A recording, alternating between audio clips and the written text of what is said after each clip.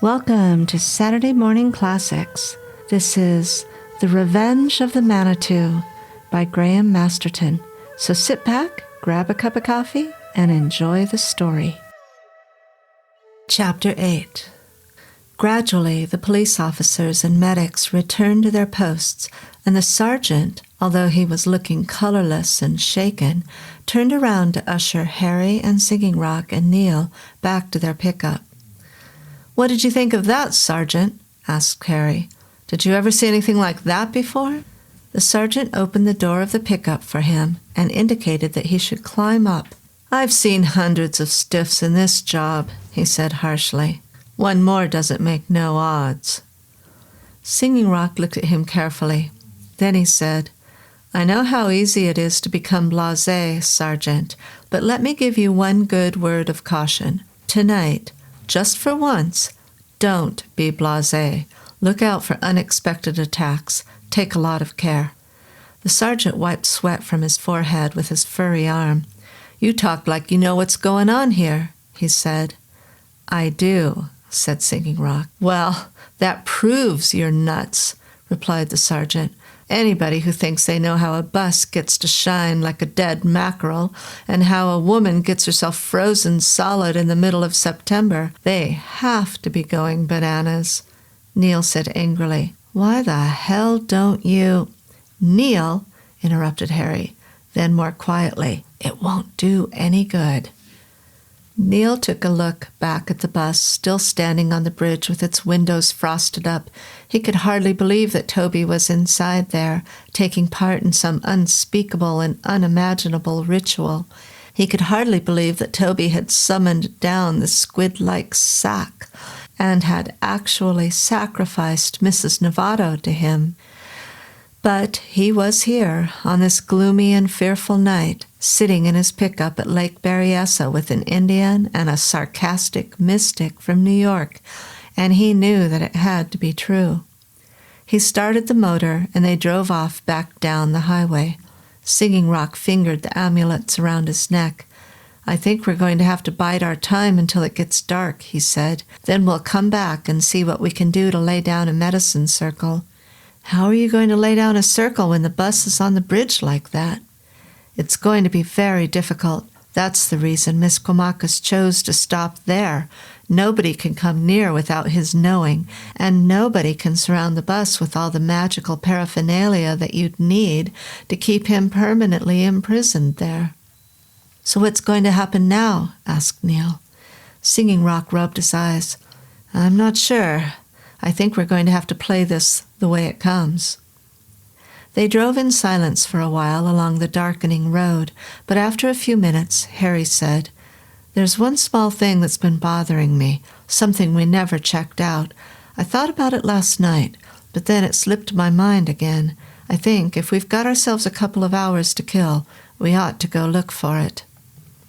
"What's that?" asked Singing Rock. "It's something that Toby mentioned to Neil real early on, when Miss Comakas was first making himself known. He said something about the prophecy that is still buried on the stone redwood. Now, we never took the trouble to check out what that prophecy was, or where it was, or anything." Neil reached the steep junction with Route 128 and turned right towards Chili's Valley.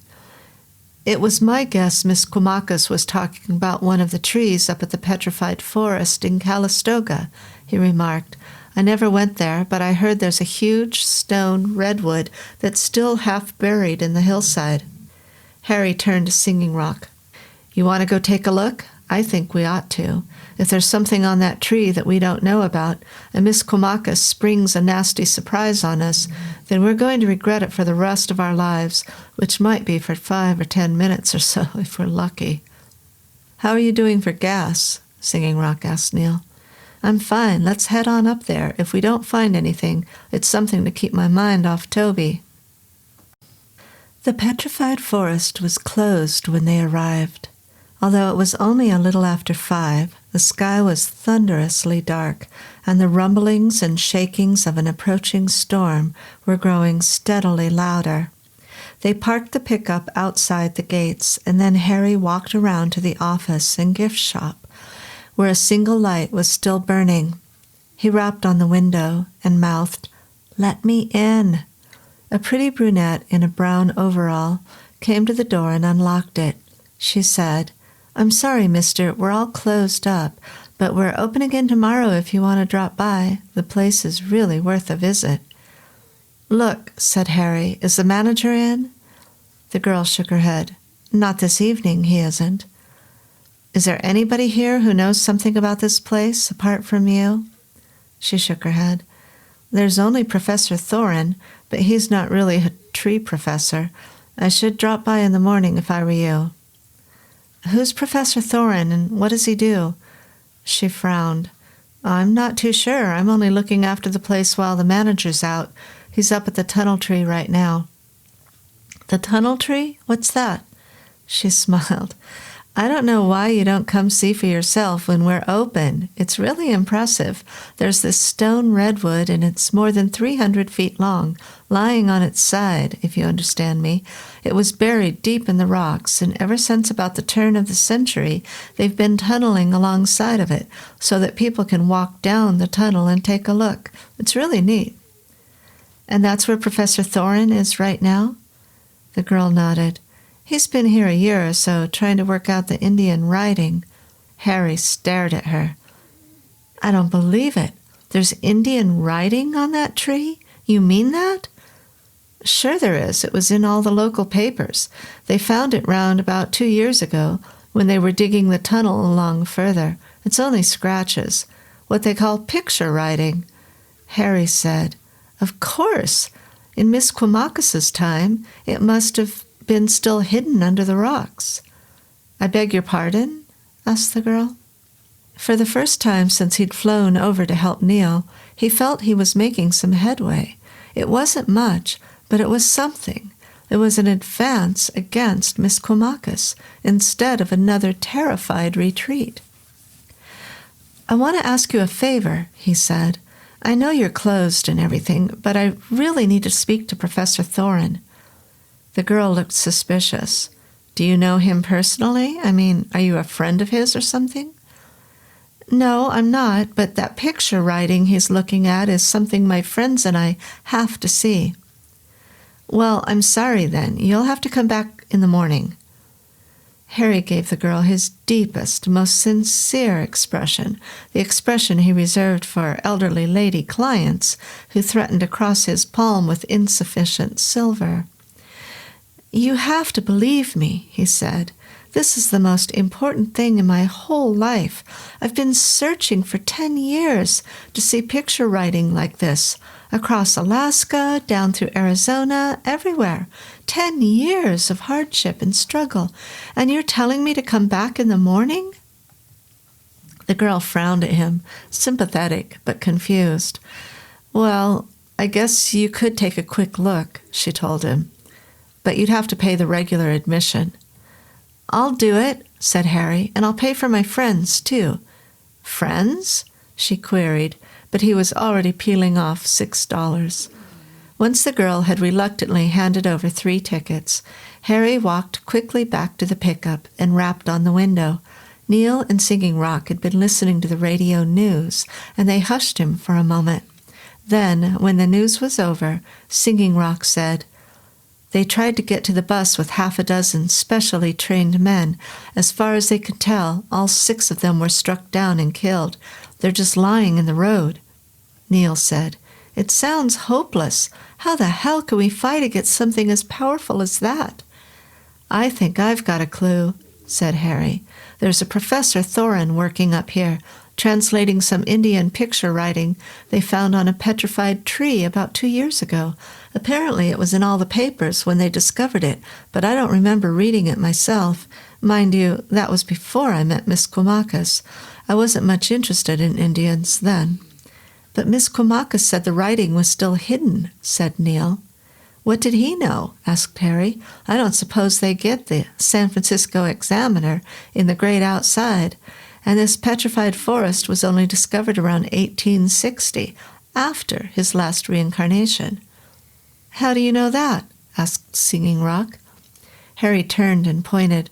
"It's painted on a sign right up there on that tree over there. I thought Indians were supposed to have sharp eyes." Singing Rock grunted in amusement.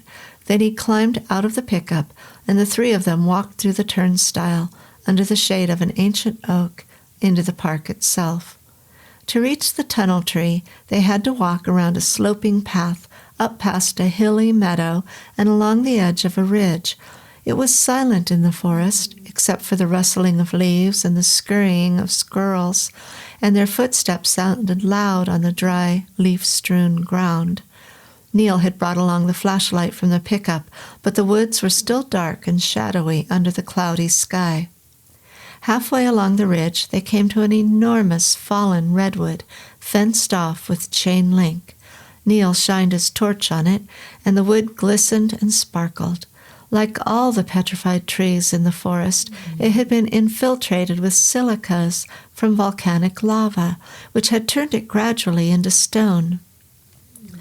The massive trunk, over 4 feet across and hundreds of feet long, disappeared into the rocky hillside, and beside it ran a narrow tunnel cut into the limestone and shored up with planks. From within the tunnel, they could see lights. "Okay," said Harry. "I think I'd better lead the way." They entered the tunnel, heads bent, and walked along the boarded floor until they reached the end.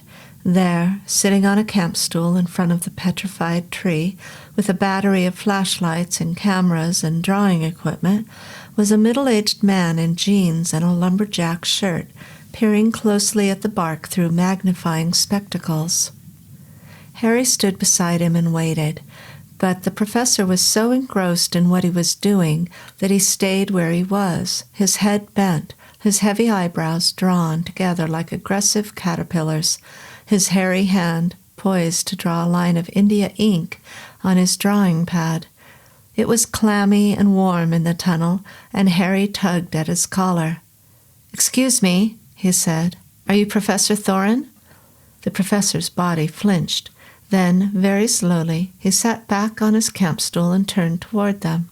His eyes were so grossly enlarged by his magnifying lenses that Harry felt a ridiculous momentary shock.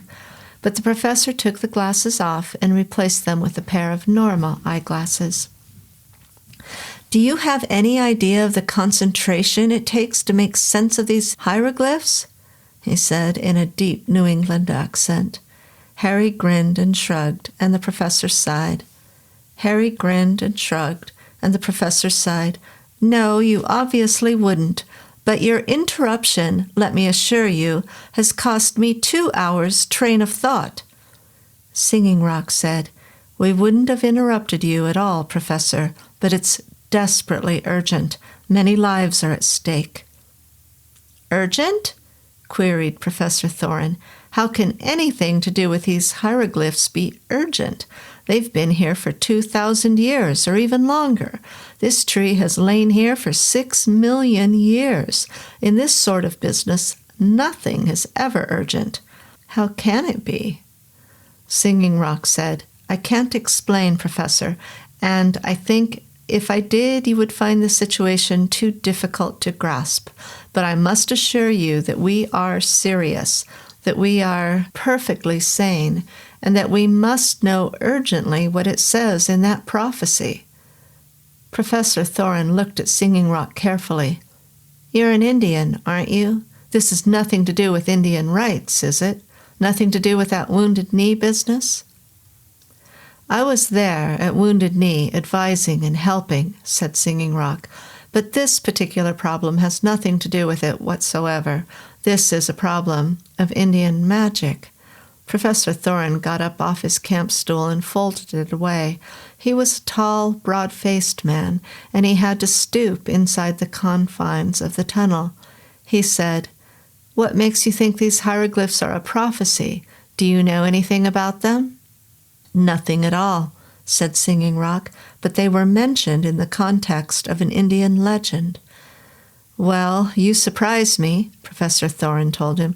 "I thought I knew all the Indian legends there are to know, but nobody's ever mentioned to me that this could be a prophecy, and I'm only just beginning to come around to believing it could be some kind of mystical prediction myself. Either you know something I don't know, or else you're way ahead of me." "Let's just say we have inside information," said Harry uncomfortably. He didn't like tunnels much. They gave him claustrophobia, and he was praying that Professor Thoren would finish saying what he had to say and let them get out. The professor looked at him quizzically. "Inside information? It sounds as if you heard it from Gitche Manitou himself." "Well, not quite," said Harry, "but near enough. You know how these Manitous gossip." Neil said, "Professor Thoren, I have an 8-year-old son. He's in terrible danger right now, and these men are trying to save his life. If you could see your way clear to cooperating with them, well, I'd appreciate it." Professor Thoren looked at their faces in the lamplight. Then he said, "I suppose I've heard of nuttier things. What do you want to know?" Harry pointed to the hieroglyphs, scratched on the rock-hard surface of the giant redwood. "Do you know basically what all of this means?" he asked the professor. The professor ran his fingers over the lines of hieroglyphic script. There were triangles, curves, figures that looked like birds, circles, and dots. He said, "Basically, I suppose I do. I've translated it into literal English. The hieroglyphs are remarkably close to the inscriptions found on ancient stones in New England and Middle America.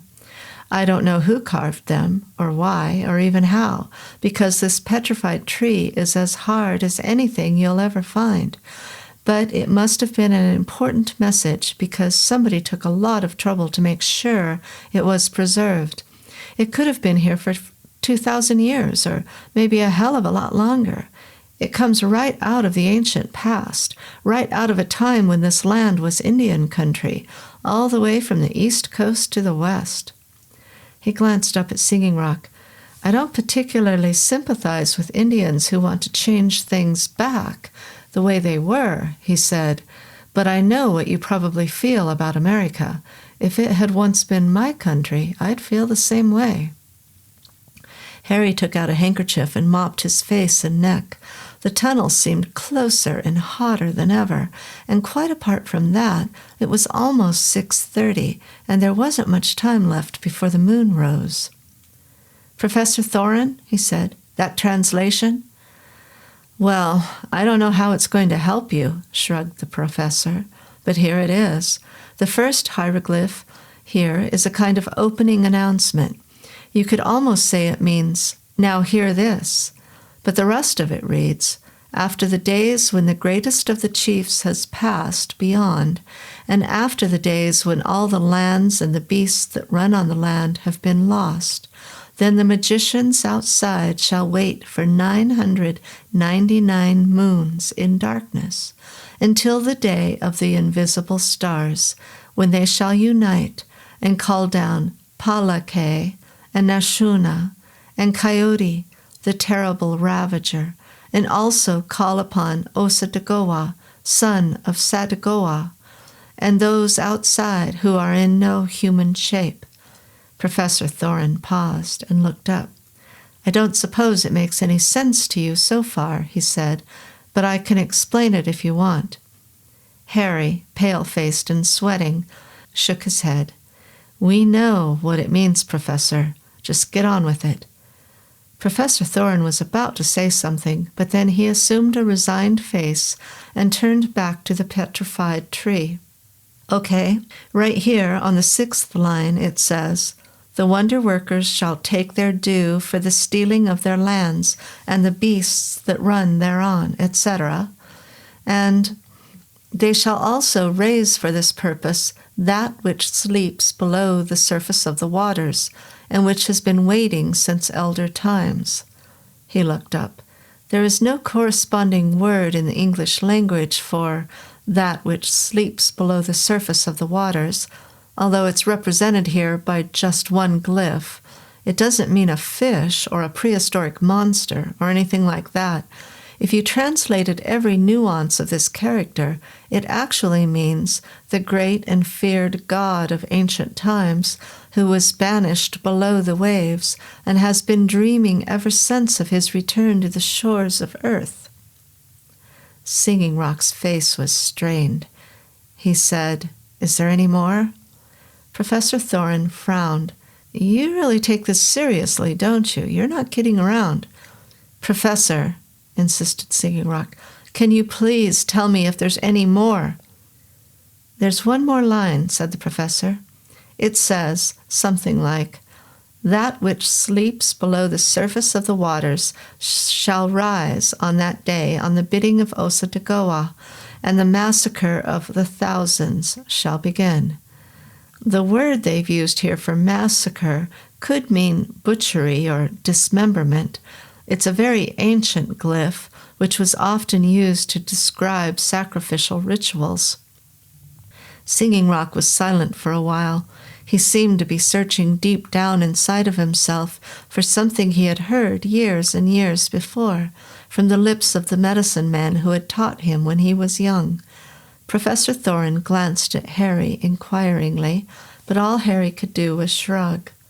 At last, Singing Rock spoke. "Professor, I think we have to leave now. I'm very glad we found you here, and I want to apologize for sounding so abrupt and demanding. You've been most helpful." "Hold on," said Professor Thoren. "You can't just waltz in here and take a whole year's work and then waltz out again without offering something in return." "Oh, I'm sorry," said Singing Rock, and he reached into his coat pocket. "Would an ounce of chewing tobacco do?" "Mister," said Professor Thoren impatiently, "what I'm talking about is a little cultural cross-pollination. I know what these hieroglyphs say, but I don't know what they mean. I've never heard of anything like this. You can't simply walk out without telling me what you know about it." "Professor," responded Singing Rock seriously, "the reason you don't know what they mean is because of all Red Indian legends, this is the most feared and the most secret. It is the legend of the greatest of the elder gods, and it has been kept from the white man for centuries because of what the white man might unwittingly raise up if he spoke the sacred spells." "You believe this?" asked Professor Thoren. "You actually believe that if the spells were cast, you'd raise up some kind of ancient god?" Singing Rock stared at him defiantly. Then, in a slow voice that was rich with dignity, he said, "Yes, Professor, I believe it. I believe in the gods because they have often come to my aid when I was weak and uncertain. I believe in the gods because they still live and breathe and speak to me from the lands that once belonged to my people. I believe in the gods because they will care for my Manitou when I pass to the great outside." "Very well," said Professor Thoren, a little abashed. "Then what god is this, the one who sleeps below the waves?" "There are many stories about him," said Singing Rock. "He was said to be cloudy and amorphous, and sometimes to be of such a size that he would tower over the earth. His face was a hellish confusion of serpents, and his jaws were like a chasm, so the stories say anyway." "He sounds pretty alarming. Who managed to banish him below the waves? It must have been someone with real magical talent." "It was," agreed Singing Rock. "But in those days, almost every Indian wonder worker was amazingly powerful. It was said that many of them could juggle with miniature suns and cross the waters without a canoe. The wonder worker who banished this particular god, though, was the greatest of all the wonder workers. It was Misquamacus, sometimes known as Quamus or Quancus. The stories say that Misquamacus dismissed him below the waters of the earth and placed a spell on the waters so that the god could never emerge again through the watery portal into the world of humans. He couldn't send the god back to the great outside, of course. Gods of that magnitude will only return of their own free will.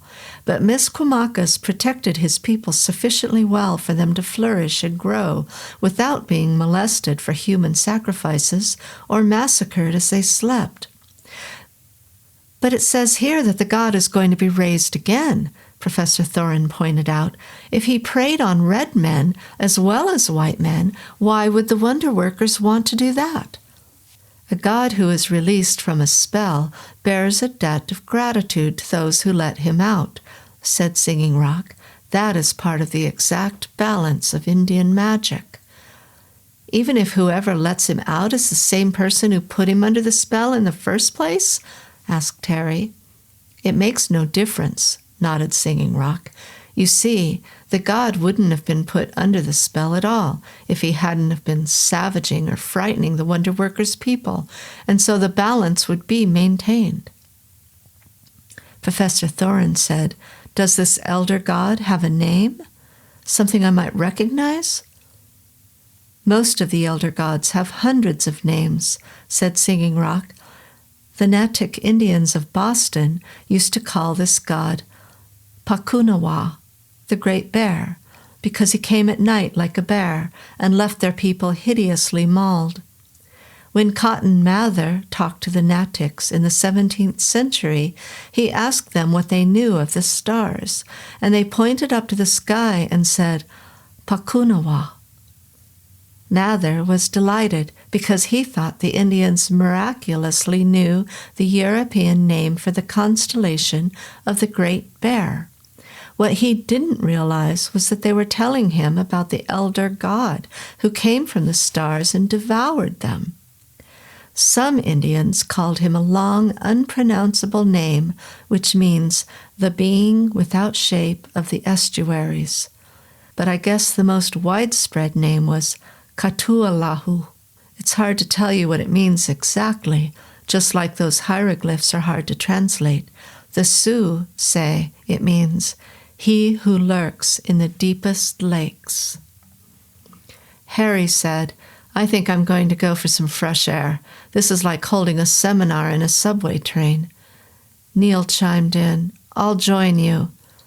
Singing Rock held his hand out to Professor Thoren. I must leave, too. We have a crisis on our hands tonight. But please understand how much you have helped us. When this is finished, we will return, if that is possible, and I will tell you everything I know of Katualahu. You deserve to know. Professor Thoren gave him a lopsided smile. From what you say about him, I don't know whether I do. They shook hands, and then Singing Rock turned and made his way back along the lighted tunnel into the darkness of the petrified forest. Well, said Harry as he emerged. It's much worse than I thought, said Singing Rock. Katualahu was always the most grotesque and bloodthirsty of the elder gods. He was so feared that his name outlived the religion itself, and you can still hear some of the coastal Indians call someone they fear Akatua. Neil said, I don't really understand. You mean that Misquamacus is going to raise this god? Singing Rock nodded. That was the second reason he chose this region for the Day of the Dark Stars, apart from the strength he could draw from the old Wappo victory over the white settlers. Lake Berryessa is deep and wide, and an ideal place to call for a manifestation of Katualahu. You see, when Misquamacus banished him under the waters, he banished him under all waters, not in any particular spot, so he can raise him from any lake or reservoir or estuary or whatever he wants. It just has to be a big enough stretch of water to recreate the greatest and most horrible demon that ever was. Harry sniffed. There was something in these dark woods to which he was allergic. He said, What about Nashuna and Osobuco and all the rest of the demons? Singing Rock told him, Demons and gods have to be summoned according to a hierarchy.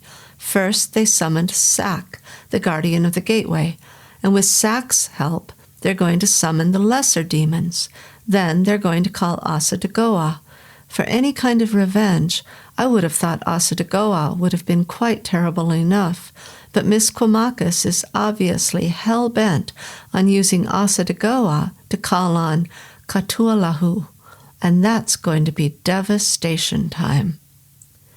Neil said, "We'd better get back there, huh? Back to the bus? I know this stuff is really important and all that, but Toby..." Harry put his arm around Neil's shoulders. "We're going to do the best we can, Neil, and a little bit more besides." They made their way down the gloomy path of the petrified forest, down a flight of rough log steps, until they reached the turnstile in the gift shop again. The girl was waiting for them anxiously, and she was obviously relieved that they weren't trying to bust their way out with the petrified tree under their arms.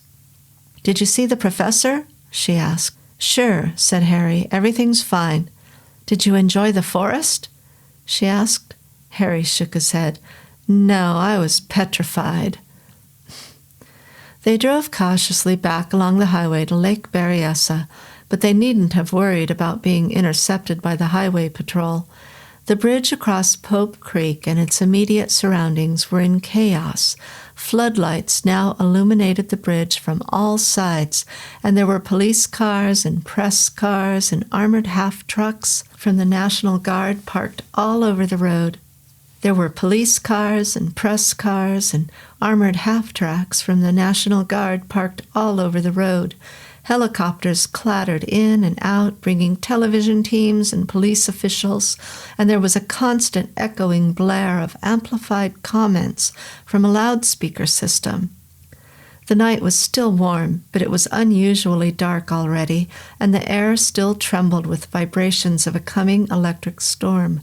Along the hills on the opposite shore of Lake Berryessa, across the deep, troubled waters, lightning forked like the fangs of a poisonous snake.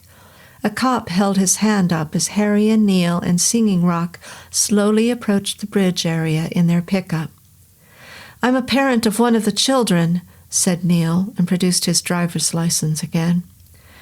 Okay, said the cop. "Just pull over there and keep your head down. We'll let you know if anything changes." Neil parked, and they climbed out of the truck. This time, Singing Rock took his suitcase with him, and they walked along by the side of the road until they reached the edge of the creek. There they stood against the railings and tried to see what had happened since the highway patrol had sent them away. The school bus was still parked across the middle of the bridge, but now, even brighter than the arc lamps from either side of the creek, it was shimmering with a white, unearthly light of its own, and producing a constant high-pitched whine that set Harry's teeth on edge. Neil said, "What's happening?" Singing Rock set down his suitcase. "They are almost finished preparing the gateway. As soon as the moon goddess appears, they will emerge in their real form." "What's the time?" asked Harry. "I think my watch died of claustrophobia in that tunnel." "There's about a half an hour to go," said Neil. Singing Rock opened his case and took out a small spherical cage made of curved bones bound together with human hair. He set it carefully on top of one of the uprights of the fence and then hung strings of beads and ribbons around it. "Is it rude to ask what that is?" asked Neil. "Not at all," smiled Singing Rock. "It's a caged spirit that's particularly sensitive to the presence of other spirits, rather like a canary that miners take down the mine shaft to detect the presence of methane. When that cage starts rattling, we'll know that the first demons are drawing near to the bridge." Neil peered at the cage worriedly. "A spirit? What kind of a spirit? A human spirit?" Singing Rock laughed. "No, it's the spirit of a wolf. I borrowed it from one of the elders." Harry said, "What about a medicine circle? Can you do something to hold those medicine men inside that bus, the way you did the first time Miss Quamacus appeared?" "I don't think there's a chance," said Singing Rock, "apart from the fact that it's physically difficult to get out there and draw one. Your policemen will try to stop me, and so will Miss Quamacus. I think I prefer to conserve my energy for the battle itself. There were now only 10 minutes to moonrise. A little ways away, just beyond a cluster of NBC television reporters and cameramen, Captain Myers of the Highway Patrol had set up a radio link post. He had obviously been outranked by the arrival of 2 police inspectors and a colonel from the National Guard, but he was tenaciously keeping in touch with the siege and sending his men here and there to bring him news of what the military and the FBI were doing. In the tense, warm night, under the unnatural brilliance of the floodlights, a burble of military voices came over the radio as the National Guardsmen were deployed along the hills overlooking the bridge, punctuated with occasional terse comments about the state of the school bus. "She's still glowing. No brighter now, but still glowing. I don't know why the damn gas tank doesn't blow, the way that's shining. It doesn't blow because it's cold out there. Do you know how cold it is out there? That's ice on the handrail. You see it? That's ice. Crosby and Margulies in position, sir. We got a good view of the bus door." "Where's that half-track? I want that half-track across the road. I don't want anybody entering or leaving until we say so." "Do you think the children are dead?"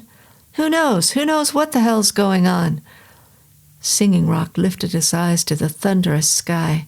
"We won't see Ne-Puozhead when she appears," he said quietly. "How long is it now?" 2 minutes, said Neil. A Marine helicopter appeared from the southwest and hovered around the bus for a while, taking reconnaissance photographs and trying to see into the iced-up windows. The draft from the helicopter's rotors washed fiercely around them, and Singing Rock's ribbons and beads flapped from the fence like the wings of ominous birds.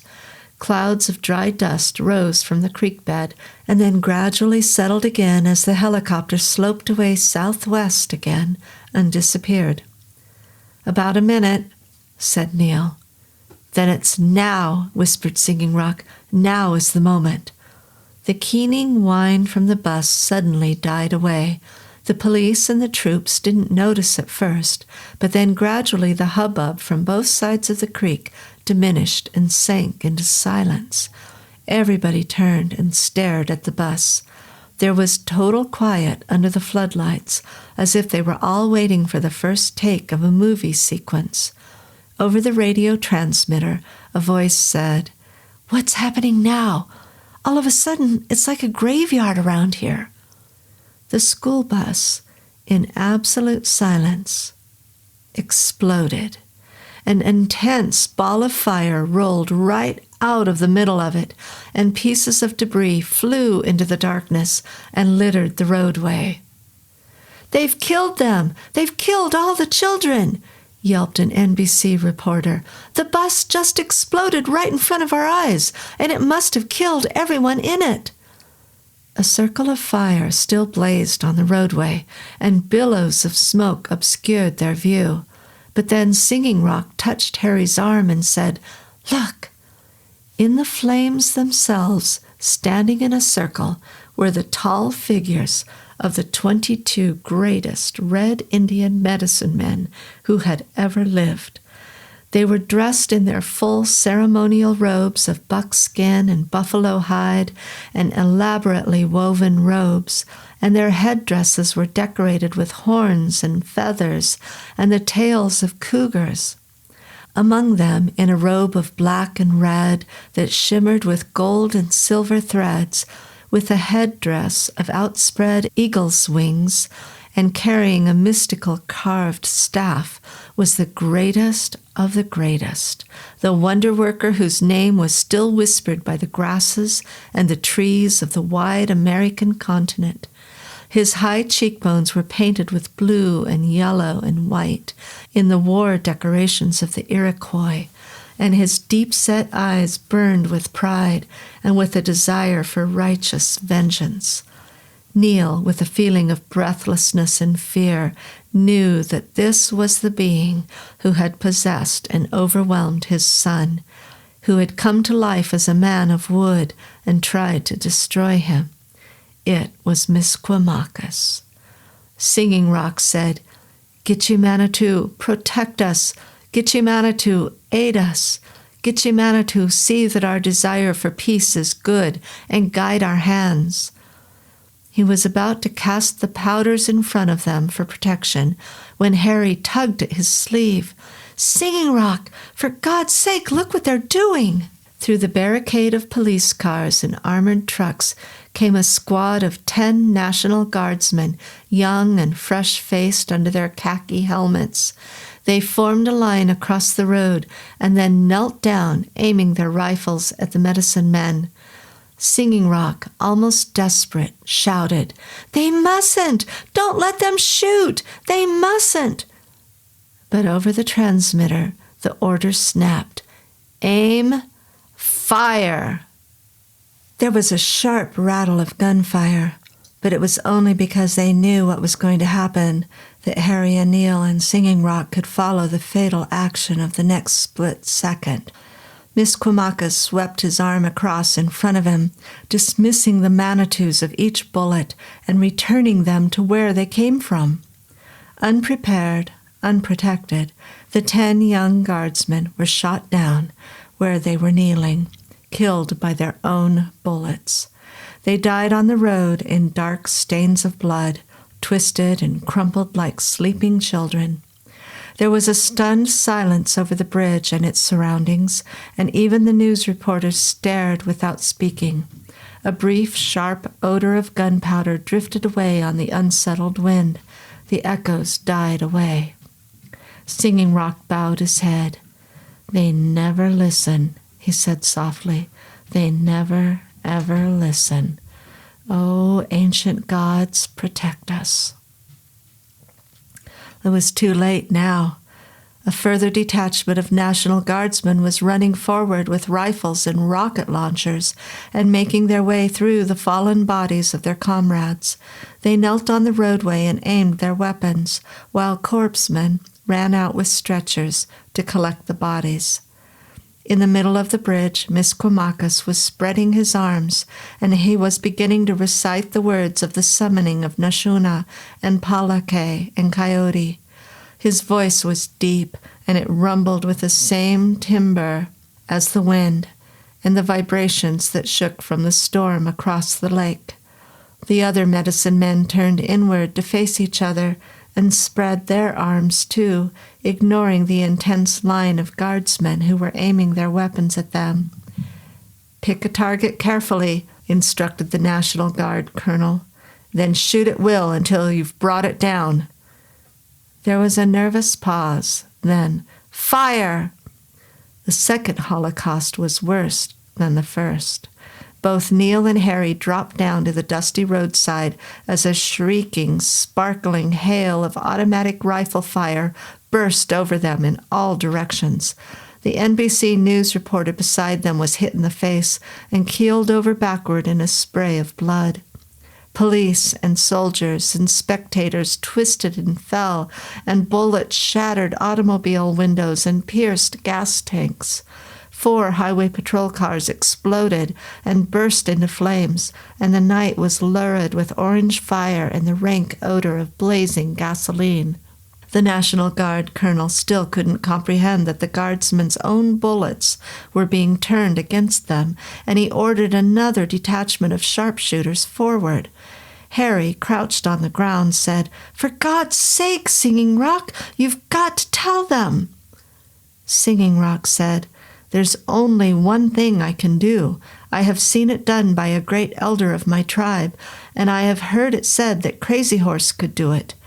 Harry said, "Don't take any stupid risks. Just go tell the National Guard that they're decimating us." They heard another order to fire, and there was another sharp crackle of rifles. Instantly, Singing Rock flung back his head and stretched wide his arms. It happened so fast that Harry couldn't really see what was going on. But the entire salvo of rifle fire flashed in a wide curve away from Misquamacus and headed for Singing Rock. Singing Rock spread his fingers, and the bullets sprayed off his hands in a screeching, whining burst of fire and hot lead. Then there was nothing but echoes, and they were gone. Harry stood up. Singing Rock was silent and pale, and there were beads of perspiration glistening on his forehead. "You deliberately attracted those bullets," said Harry hoarsely. "I can't believe you. What would have happened if Crazy Horse's spell hadn't worked? They would have blown you away, straight to the happy hunting grounds." Singing Rock wouldn't look at him. "I have to trust my spells," he replied quietly. "If I lose my faith in my magic, what do I have left?" Harry let out a long breath. "Okay, but next time, why not just duck when the bullets start flying, all right?" Singing Rock nodded. There wasn't time for any more banter. The night was crisscrossed with flashing spotlights and hideous with the whooping of sirens, but over it all they could still hear Misquamacus as he completed the incantation for calling down the first of the Indian demons. They could feel the rumble of thunder through their feet, and the lightning that had stalked the distant hills was now flickering closer. "Listen," said Singing Rock. "Between them, those medicine men are calling down Nashuna and Palake and Coyote. The demons won't be able to resist their summons because they're too powerful altogether like that."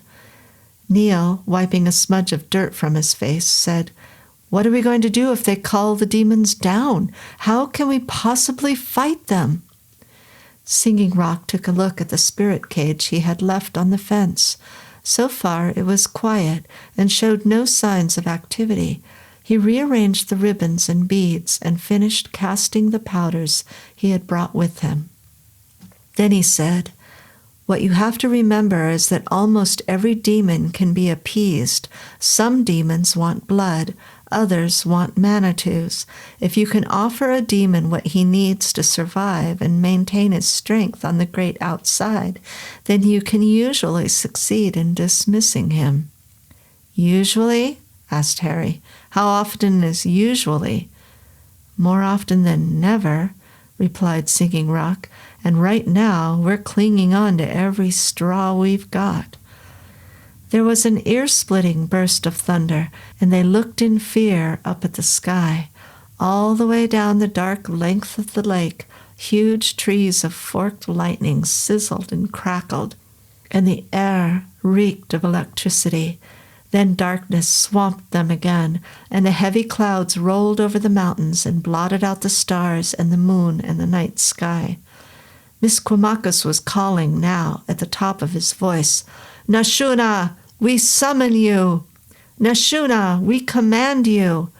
Nashuna, God of darkness, we summon you!" Above the circle of medicine men, 100 feet in the air, a roiling knot of darkness appeared, darker than the clouds. Out of its threatening, amorphous midst, Harry could make out scores of what looked like red, glittering eyes, evil and ravenous, and from beneath its cloudy bulk, dark, smoky tentacles trailed toward the ground. The spirit cage on the fence began to rattle and shake as if it were being worried by a mad dog. There were heavy bursts of gunfire from police and soldiers on both sides of the bridge, and again both highway patrolmen and onlookers were cut down by slicing bullets. Over the transmitter, Harry and Neil could hear the National Guard colonel insisting on a ceasefire and phoning Travis Air Force Base for an airstrike. Singing Rock, though, was totally preoccupied by Misquamacus and by the huge bulk of Nashuna, the demon of darkness. He stepped forward now through the lines of police cars and walked to the end of the bridge. Harry, from where he was crouching, was sure that he could see Misquamacus bare his teeth and smile. Singing Rock was caught in the floodlight, one man alone against 22, and against all the terrible powers of the elder gods, and Misquamacus was at last going to get his revenge. Misquamacus raised one arm. Singing Rock stopped, only 30 or 40 feet away from the circle of wonderworkers. In his distant, strange, echoing voice, Misquamacus called, "Why do you fight me, little brother? Why do you defy me?" Singing Rock didn't answer.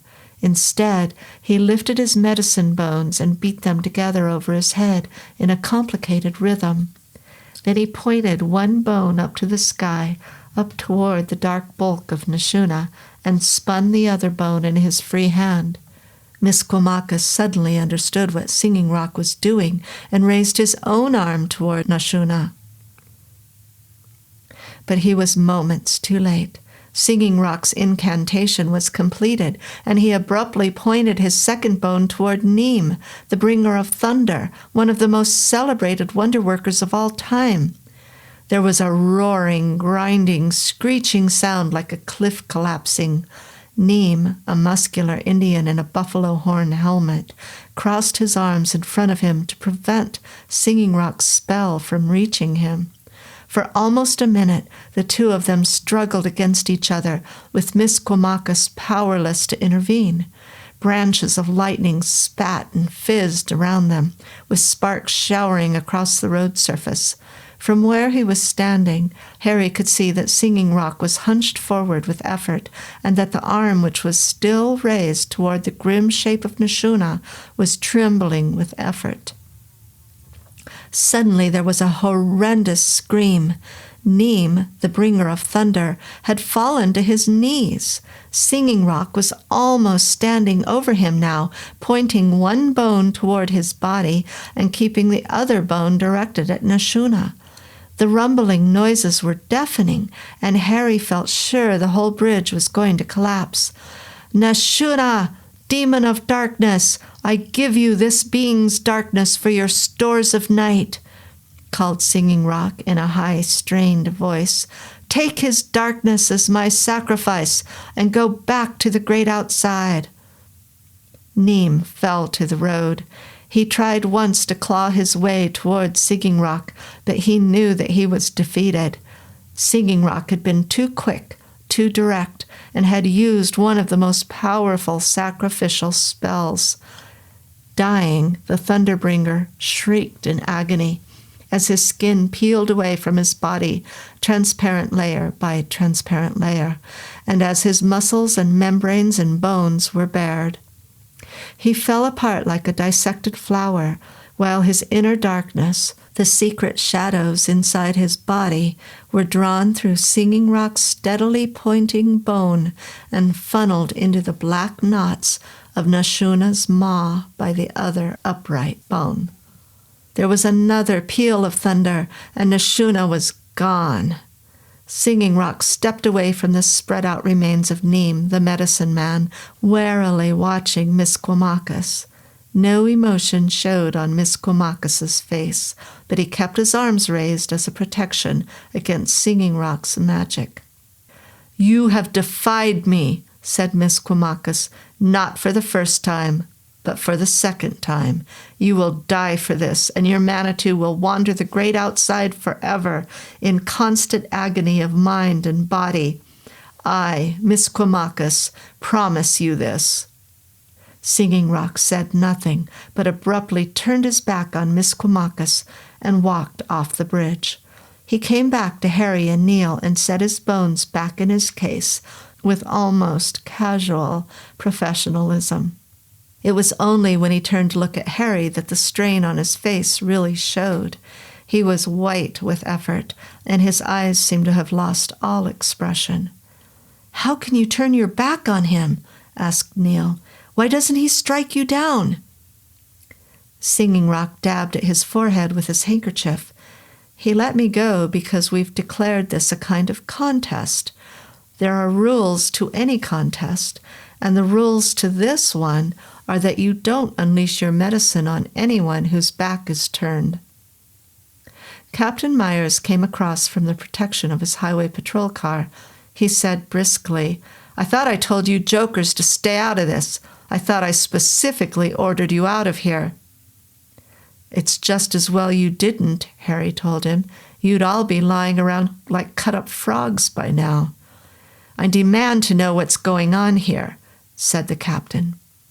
Singing Rock sorted through his case.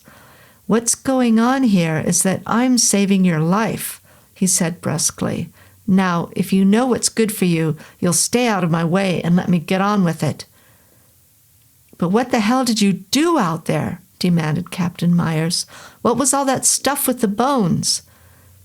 "It's very easy," said Singing Rock, taking out 2 leather pouches of powder.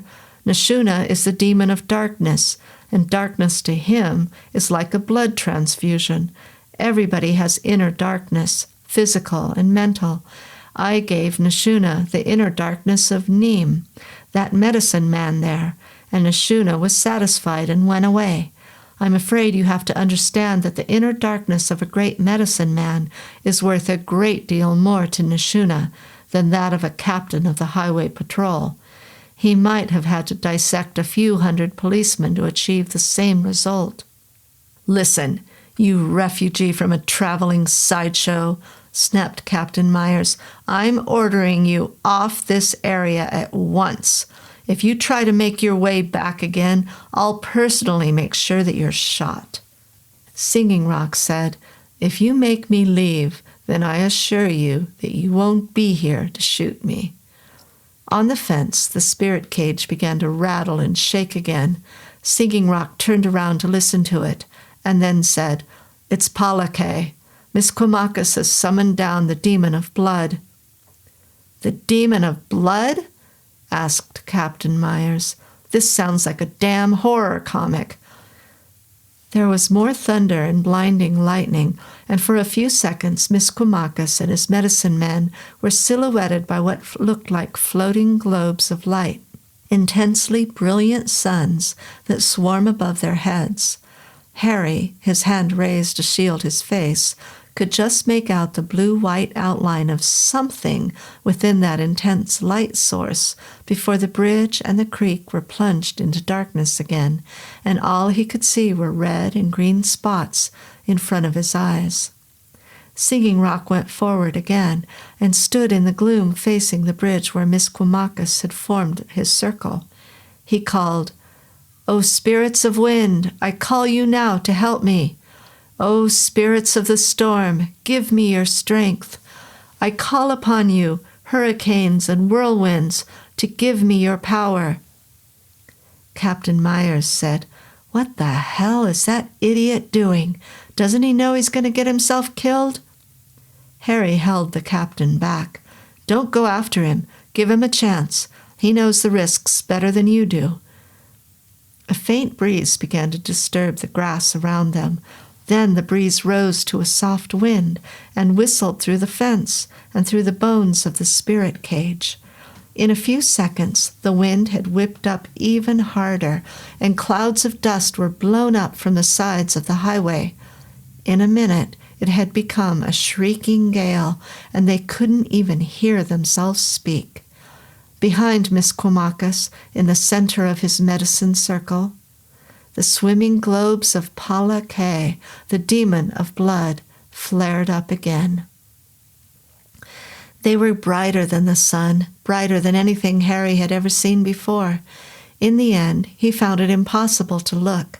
The dazzling globes were slowly floating together to form one shatteringly brilliant sun.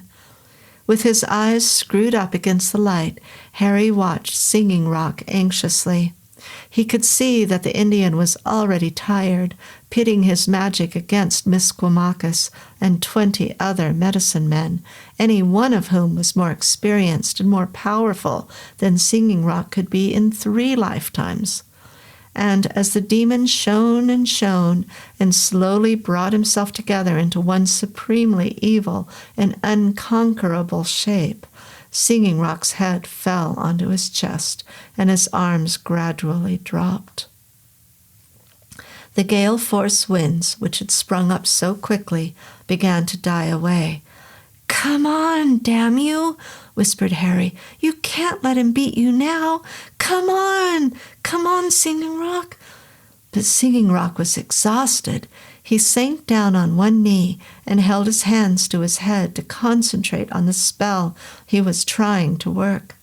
And meanwhile, Palake, in all his ravenous majesty and brilliance, swelled larger and brighter and ever more devastating. Out of his dazzling maw came a cacophony of gruesome howls and shrieks of bloodlust, and he rose again, high over Singing Rock, to take his sacrificial due. Singing Rock raised his eyes. Harry could see that he was almost blinded by the light of Palake. Neil, standing close by, said, "He's finished, Harry. He can't fight that. He must be finished." Singing Rock spread his arms. Only a few feet away now, Misquamacus stood over him in his eagle-winged headdress, tall and triumphant, and vengefully straight-backed. Behind Misquamacus, in a silent semicircle, stood the greatest of the Indian wonder-workers. "Palake!" howled Misquamacus. "I give you this traitor's blood. I give you every drop that flows in his veins, every ounce in his heart. This is your sacrifice, Palake, master of death. This is your reward, Palake, god of blood." Singing Rock, instead of collapsing, staggered to his feet and sprayed his medicine powders in a crisscross pattern. His eyes were wild, and his whole face was contorted with the effort of what he was doing. In a stentorian voice, he called, "Osadegoa! By the commands of the elder gods, by the forbidden words of Satagoa, by the 1,000 deaths and the 1,000 lives, I bid you to appear." Misquamacus paused, taken completely by surprise. He stared at Singing Rock in disbelief. Singing Rock had actually dared to summon the demon whom no Indian medicine men ever dared to summon, the beast in no human shape, whom Misquamacus had been intending to use himself to call up Katualahu, the one who slept beneath the waters. Even though Osadegoa was dangerous to any human, no matter how many sacrifices were placed before him, he was almost always inclined to favor those who summoned him from the great outside, and for a while, anyway, he would do their bidding. This time, in this manifestation, that meant Singing Rock's bidding.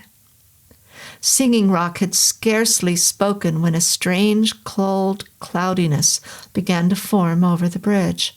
The cloudiness widened and slowly settled downward, misting the bright globes of Palake and making them shine with dim opalescence. In a few minutes, the fires of Palake had died and dimmed, and there was nothing over the bridge except that chilly white miasma of evil. "Osadegoa, most revered son of Satagoa, hungry one from the great outside, I offer you these wonder-workers," called Singing Rock. Again he cast his powders. "I give you their blood and their brains and their very spirits to grind between your teeth. I give you their essence to absorb in your selfness. I give you this and offer you my prayer." The white cloud coiled and twisted like fat, transparent white maggots. It uttered a noise, too, like nothing Harry had ever heard, a doleful, hideous, groaning sound that made him feel cold all over. The sound of a being who was without pity, without emotion, without any recognizable soul. Harry knew what Singing Rock had risked, summoning Osadegoa. He had risked himself and everyone else around them, and maybe thousands of others. Only a great wonder-worker could seal Osadegoa back on the great outside, and there were only 2 wonder-workers living who were capable of doing it. Singing Rock, if he was at the peak of his strength, which he wasn't, and Misquamacus. Misquamacus knew that, too. He knew that Singing Rock had outwitted him. He paused for a moment, his face lifted toward the cold, waving tentacles of Osadegoa, and then he reached into his costume. He produced a small gray tablet of stone and held it toward Osadegoa. At the same time, he started to chant and sing quickly and loudly, and, Harry thought, almost desperately. Osatagoa groaned again, and his groaning shook the earth beneath their feet. His cloudiness seemed to spread wider, and his tentacles thrashed the air. Then, very gradually, the coils of his amorphous form started to fold in on themselves and disappear, and within a few moments his whole being had vanished.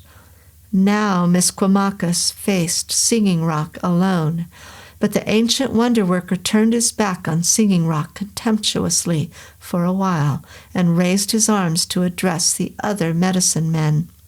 They spoke among themselves, their faces grim and vengeful, and then, when they had decided on what they were going to do, they turned and faced Singing Rock again. Misquamacus and Singing Rock spoke to each other for a while.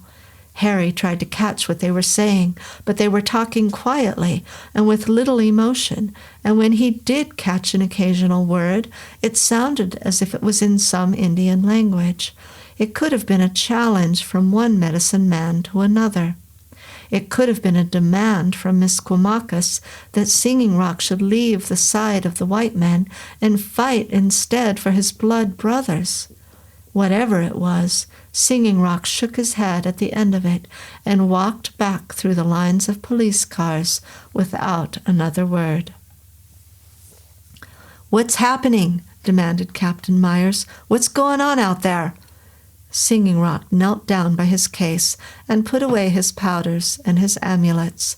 Then he stood up and looked from Harry to Neil to Captain Myers. "What you saw just now was just a skirmish," he said. "I caught Misquamacus off balance, and I managed to prevent him from unleashing those demons on the countryside. But as you can see, he is scarcely tired, and I am exhausted. He has 20 other wonder workers to back him up, and 20 other wonder workers to call up the most terrible of gods from elder times. He says that even without Osatagoa, he will raise Katualahu from the waters, and that will mean the end of us all." Captain Myers bristled with anger. "What is this?" he snapped. "This is a whole bunch of clouds and optical illusions and stuff like that, and you're trying to tell me it's dangerous? The only thing that's dangerous around here, fellow, is that gang of terrorists out on the bridge out there." "Terrorists?" queried Singing Rock. "You really think they're terrorists? They stole the school bus, kidnapped the kids, blew the bus up, then they shot down 30 people. What else would you call them?" "Captain," said Singing Rock, "if all that is true, then where are the children's bodies?" "Blown up, I guess," said the captain grumpily. "And where are their weapons, those terrorists? Can you see any one of them carrying a gun?" "Well, they're concealed. Russian-made, concealed weapons." "Concealed where?" asked Harry dryly. "In their hats?" Captain Myers didn't answer. Singing Rock said, "I tried to tell you before, Captain, and you just wouldn't listen. Those men out there are reincarnated medicine men from many centuries past. In a while, they will raise from Lake Berryessa a god known as Katualahu, and Katualahu will kill all of us." Captain Myers pulled at his ear. "Katualahu? Huh?" "That's right, a beast in no human shape, the most terrible and feared of all the elder gods, the spawn of the great Old One himself." Captain Myers looked perplexed. He walked a little ways away, and then he came back and said, "Katualahu?" Singing Rock nodded. "If you look out on the bridge, you can see that they're beginning to call him already." The captain shaded his eyes from the floodlights and squinted for a while at Misquamacus and his medicine men. Then he stalked off to make a report over the transmitter. Singing Rock pressed his fingers to his eyes. Harry watched him for a while and then said, "Is there anything I can do?" Singing Rock shook his head. "This is turning out to be a duel. The only trouble is there are 22 of them, well, 21 now, if that makes any difference, and only one of me.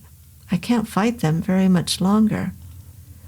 What about Katualahu? What could we do against him? Singing Rock shrugged. I really don't know, and even if I did, I don't think I'd have the strength to do anything about it. Neil said, You can't give up now. If you beat them, I'll get Toby back. Please. Singing Rock said, I'm doing whatever I can, Neil. I promise you, but you mustn't hold out too much hope. Neil said, I've always had hope, damn it. I've had hope when there was nothing else, when everybody thought I was crazy. But Neil, said Harry. But nothing, interrupted Neil.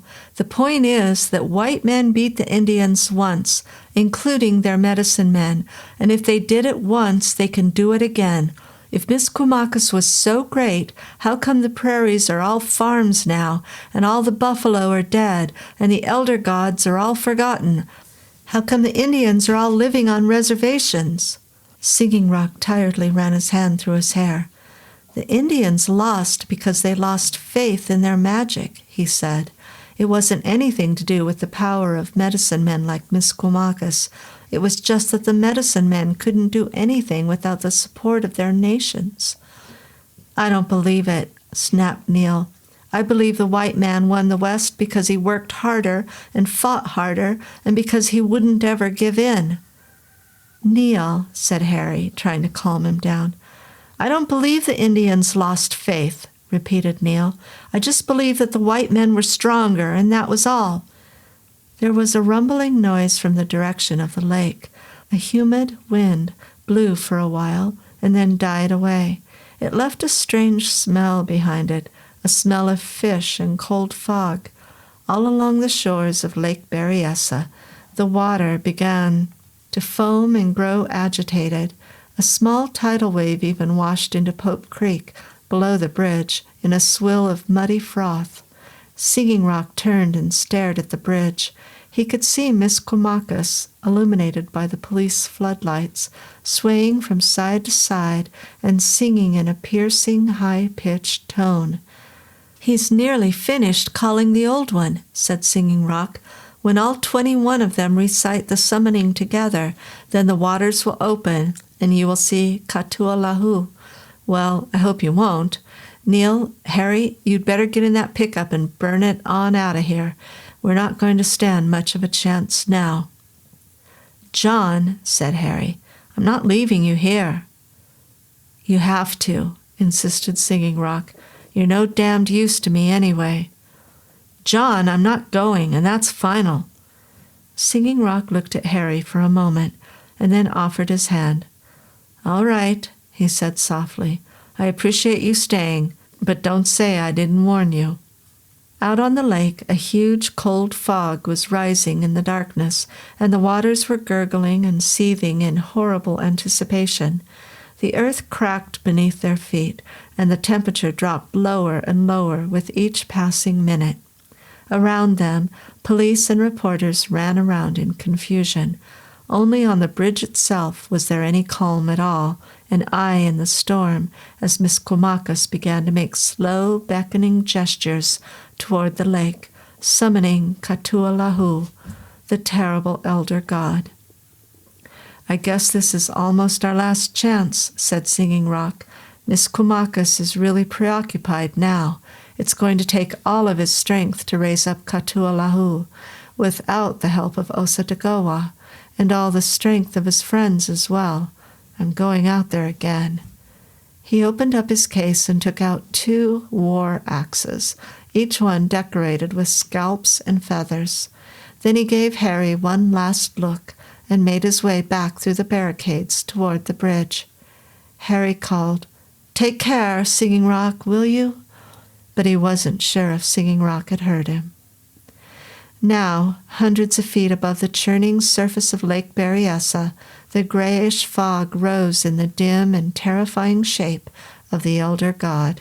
It was so dark that Katualahu's writhing form was scarcely visible, But as he strained his eyes, Harry could see something that looked like a nest of wriggling, repulsive serpents, something that disturbingly reminded him of every nightmare he'd ever had.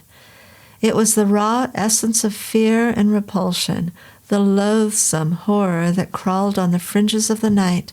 It was the ancient, lingering memory that still makes men afraid of things that creep and things that slide, even though they have consciously forgotten why. It was Katualahu, the spawn of the great Old One, the most hideous god of madness and fear. All 21 medicine men on the bridge had now raised their arms in obeisance to the elder god and were singing a low, warbling incantation. They stood in their owia'u, their circle, and they drew the overwhelming fog cloud nearer. Singing Rock reached the end of the bridge and stood there alone for a moment, swinging a war axe in each hand. Then he whooped out a long, challenging call, a mocking call that ridiculed Misquamacus and every other medicine man, a call that any Indian with any pride could not ignore. Harry could see Misquamacus waver with indecision, but then the wonder worker turned and left the other 20 medicine men to continue their call to Katualahu, who now loomed over them all in an immense boiling bank of evil clouds, and he faced Singing Rock with an expression of burned-out patience and deep revenge. Singing Rock took 2 or 3 steps forward, and then he began to whirl one of the axes around and around until it was a blur. Misquamacus crouched down slightly in anticipation, but his eyes never left Singing Rock's face, and he looked confident and contemptuous. Harry, over by the fence, found that he was digging his fingernails into the palm of his hand. The magical axe flashed from Singing Rock's hand and flew toward Misquamacus, turning end over end. But even before it was halfway there, Misquamacus gave a quick sweep of his arm, and the axe seemed to burst and turn into a black owl, which screeched once and then flapped away on the wind. Singing Rock swung the second axe faster and faster, and he threw it at Misquamacus with a hoarse cry of warlike vengeance. But Misquamacus was quicker and stronger. His arm swept across his chest again, and the axe turned in midair and flew back towards Singing Rock. Harry watched in horror as Singing Rock tried to dodge it, but the speed and power of Misquamacus's magic made it unstoppable and unavoidable. With a sharp, chopping sound that Harry could hear from 70 feet away, Singing Rock's head was knocked from his shoulders. For an agonizing second, Singing Rock's decapitated body stood alone on the bridge, with a fountain of blood spraying from his severed neck. But then he twisted and collapsed beside his own head and lay still. Harry turned away, his stomach heaving. He felt totally stunned, totally shattered. Without realizing it, he dropped to his knees and stayed there while Misquamacus stalked back triumphant to his circle of medicine men and joined his strength once more to the summoning of Katualahu. Neil said, "Harry, what the hell can we do now?" Harry looked up. His eyes were watering from retching. He said, "Damned if I know." Singing Rock was the expert. "Harry, we've got to do something. Look!" Behind him, the writhing cloud of Katualahu was almost at the bridge itself, and its pale, slimy tentacles were lashing out at the foam-racked shores of the lake. The whole grotesque god was trumpeting now, trumpeting in evil and hungry delight, with a noise that sounded like dozens of tortured wails. Across on the other side of the bridge, Harry saw 3 National Guardsmen running as a tentacle lashed toward them. It caught them all and dragged them shrieking into the boiling lake. "We've just got to get out of here," shouted Harry. "That thing's going to kill us all." "But we can't," Neil insisted. What about the children? What about all the people who are going to die?" "I'm not a damned martyr," Harry yelled back. "I'm a damned mystic."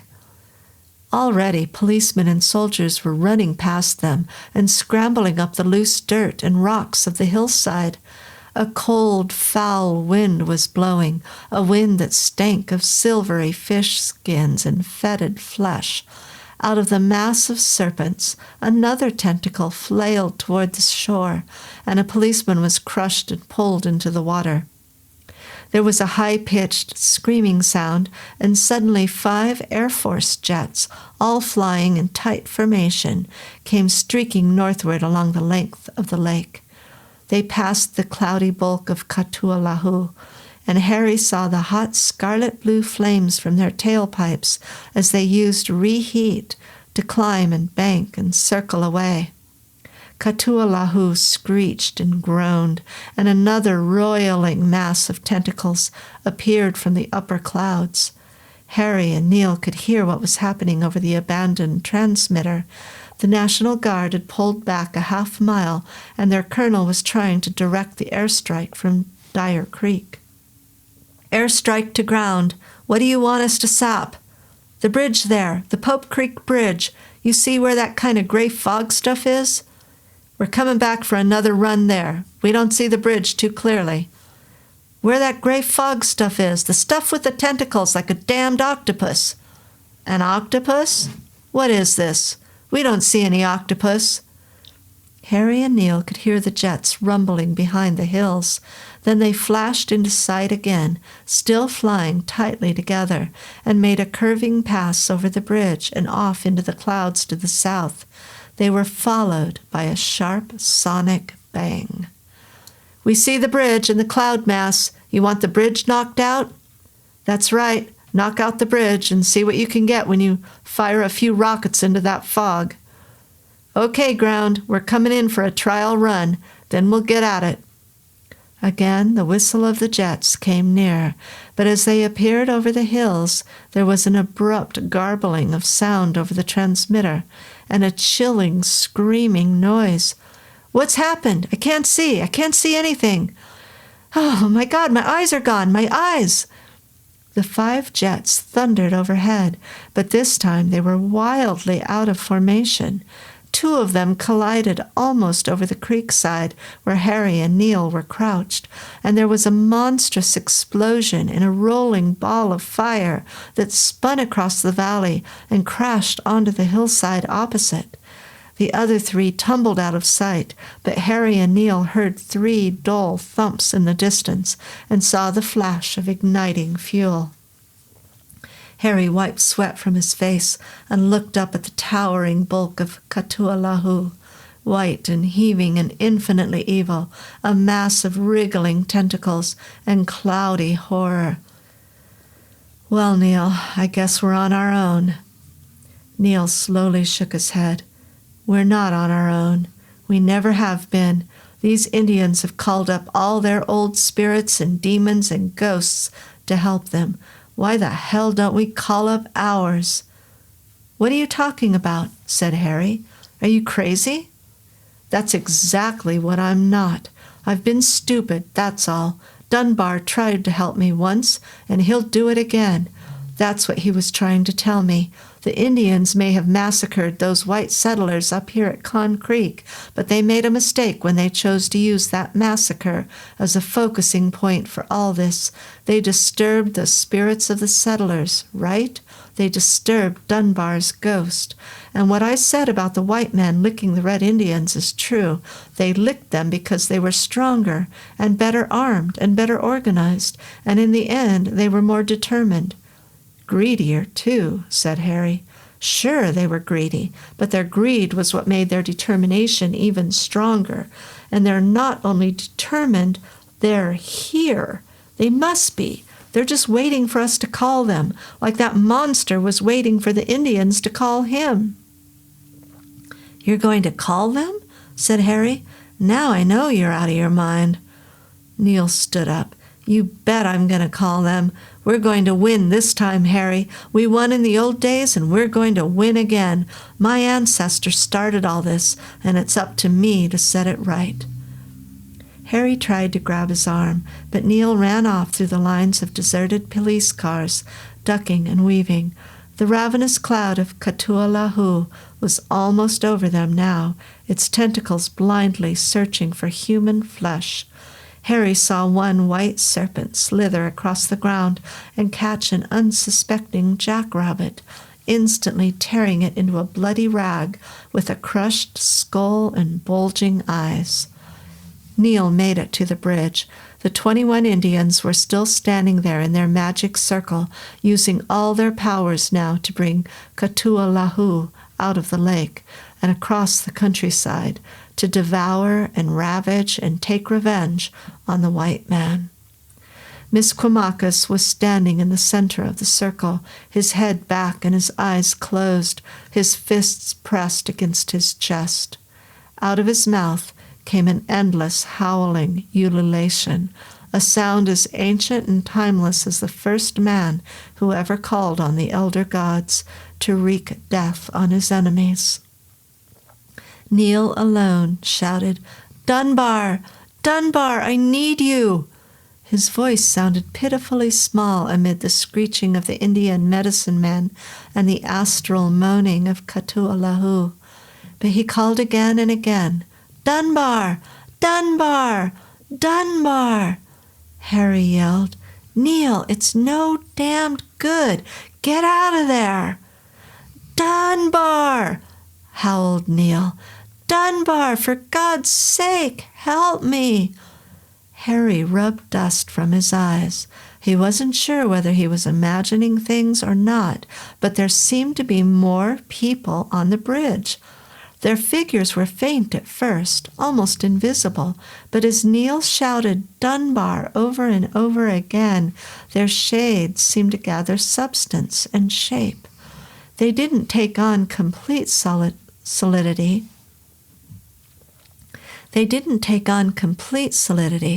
Harry could still see the shadowy railing of the bridge through their bodies, but they were solid enough to recognize 20 lean, rangy men in mackinaws and buckskin shirts and long dusters with beaten-up hats and drooping mustaches. 20 hard-bitten, old-time settlers with rifles and guns, and a little way behind them on the hillside stood 20 women in bonnets and capes and a group of silent, unmoving children. They were the ghosts of the Wappo massacre at Las Posadas. The spirits of 1830 returned. The people whom Bloody Fenner had led to their deaths, and whom his descendant was now calling to take their revenge, the white man's revenge, on the Indians. The medicine men lowered their arms and stood facing the ghostly white settlers in cautious bewilderment. But the settlers didn't step forward. They simply raised their rifles, took aim at the medicine men, and fired. There was a flat, unreal report, and smoke appeared to drift away on the wind. The medicine men collapsed to the road. At the same time as the incantations of the medicine men ceased, a deep groaning sound emerged from the shape of Katualahu. The ground shook again like a huge earthquake, and the night sky was ripped with lightning and peal after peal of shattering thunder. In a final devastating burst of noise, the elder god rolled back into the lashing waters of Lake Berryessa and sank in a turmoil of foam beneath its surface. It left behind that cold stench of the deep and dark waters that lapped and splashed and lapped again, but the god was gone. Harry ran up to the bridge. Neil was standing there, exhausted and alone. The bodies of the medicine men were strewn everywhere, their painted faces against the asphalt, their costumes bloodied and torn. Harry circled around them gingerly, looking for Miss Quamacus. Neil followed close behind. Then Harry heard a voice. He looked up through the drifting powder smoke, and there, at the end of the bridge, stood Miss Quamacus, with Broken Fire, the Paiute medicine man, beside him. Both of the wonder workers had been wounded by the ghostly bullets of Dunbar's settlers. Miss Comakas's right arm hung beside him, dripping with blood, and there was a dark stain on Broken Fire's breeches. But Miss Comakas's face was still deeply marked with anger and revenge, and he fixed Harry with eyes that glittered and burned. "You think you have defeated me, white man, but I shall destroy you, too, just as I destroyed your traitorous friend. First, though, Broken Fire will burn the man Fenner, so that you may see what I have in store for you."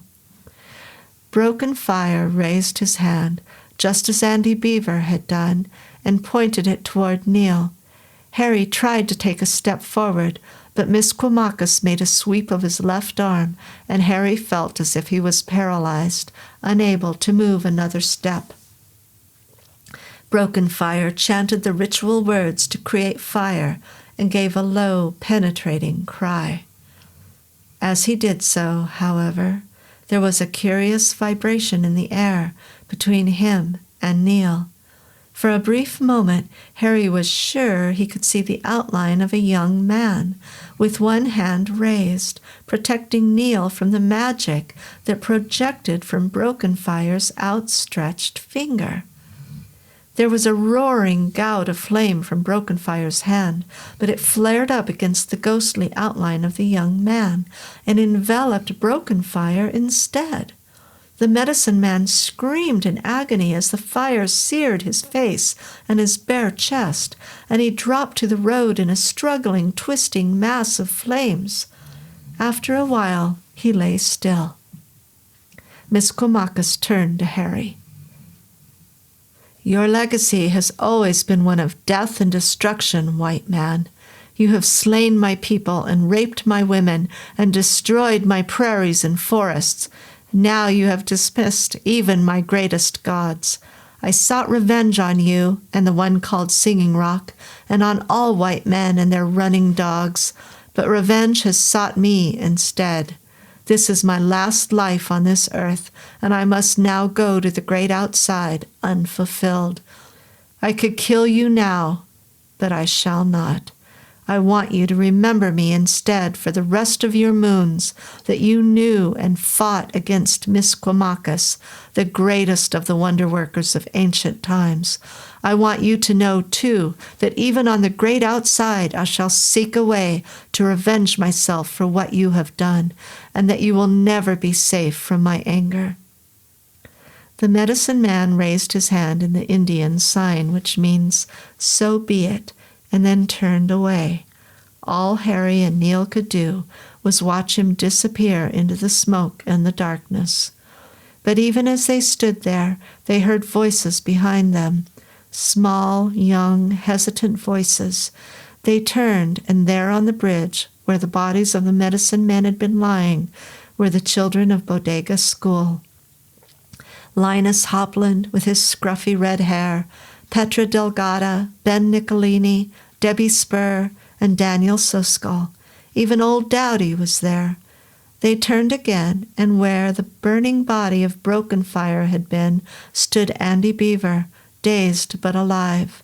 And out of the smoke into which Miss Comakas had walked, shyly at first, but then with a rush, came Toby. Neil knelt down and flung his arms around Toby and cried openly. Harry watched him for a while, and then went to the parapet of the bridge, took out a cigarette, and lit it. He didn't want to go look at the body of Singing Rock. He wanted to remember his Indian friend the way he always had been before, dignified, wise, tolerant, and humorous. What lay on the bridge were only mortal remains, after all. Singing Rock's real self, his Manitou, was now on the great outside, in the magical hunting grounds where the wonder workers prepared themselves for each fresh incarnation. He took a long drag at his cigarette and then brushed tears from his eyes with the back of his hand.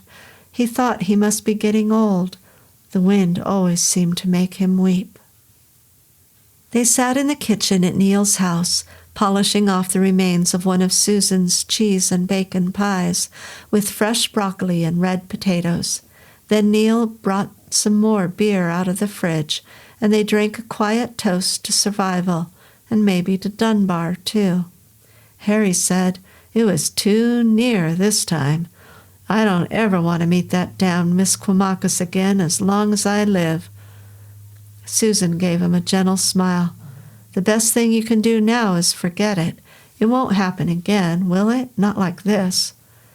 "I don't think so," said Harry. Then he added, "No, it won't." Neil drank beer and said nothing. Toby, at the other end of the table, was playing lumberjacks with the stalks of his broccoli, cutting them up and floating them downriver on the cheese sauce. Harry said, "I still don't know what happened with Broken Fire. I thought he was going to burn you up like a cheap hamburger out there on the bridge." Neil lowered his eyes. "I don't know either, but I've got a kind of hunch. I don't know whether you saw anything in the air between me and that medicine man, but I could swear I glimpsed my dead brother Jimmy for a moment. It was as if he was acting as a shield between me and that fire." Neil set down his glass. "You remember what Singing Rock said about Broken Fire? His magic didn't work too well against the spirits of people who had been killed by white man's technology. Well, that was how Jimmy was killed. We were out working on our car, him and me, and I accidentally let the jack slip, and he was crushed." There was a pause. Susan and Toby and Harry all looked at him in silence and let him come to terms by himself with what had happened. "What I learned out there," said Neil, "was that Jimmy doesn't blame me. He protected me and saved my life, just like the spirits of all those settlers protected the American heritage that they'd helped to found. I believe the spirits of the past are with us all the time, whether they're good or whether they're evil, whether they're fancy and frightening or whether they're plain and helpful. I still don't understand it all, and I don't suppose I ever will. But I thank God that the world is made the way it is." Harry Erskine finished his beer, wiped his mouth, and stood up. "I'm going to have to make a move," he said, "or else I'm going to miss that plane." "How long are you going to stay in Dakota?" asked Susan. "Just long enough to make sure that Singing Rock gets buried the way a great medicine man should. Then it's straight back to New York." "Well, you call and see us again, you hear?"